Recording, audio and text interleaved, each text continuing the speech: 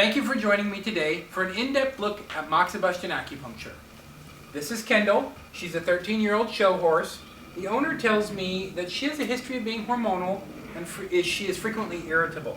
If you combine that with my physical exam findings of her being sensitive in the triple heater meridian down her neck, that tells me that she's suffering from a condition that's commonly known as endocrine syndrome.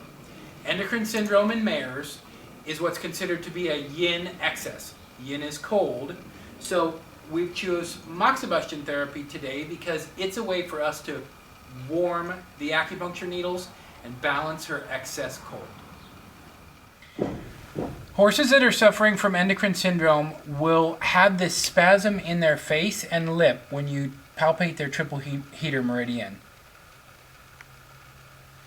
They'll also spasm down their neck as you palpate this meridian. For this acupuncture syndrome, I like to treat Bahui, which is a point right in front of the sacrum. I'll treat bladder 52, which is an ovary point.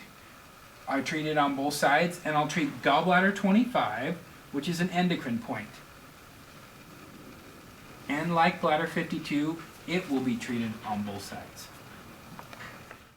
Once I've inserted all the acupuncture needles, I place a small bundle of herb called hairy mugwort on each needle and then light it on fire.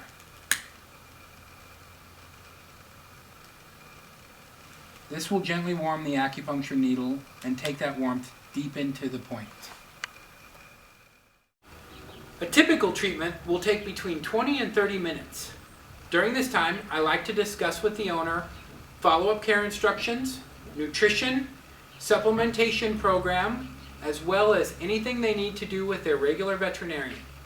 After the needles are finished working, the Moxabustion is finished burning, I'll knock the ash off the needles, pull the needles out, and then repalpate. Thank you for joining me today for an in-depth look at Moxabustion acupuncture. I'm Dr. Mark DePaolo from All Star Equine, brought to you by DePaolo Equine Concepts.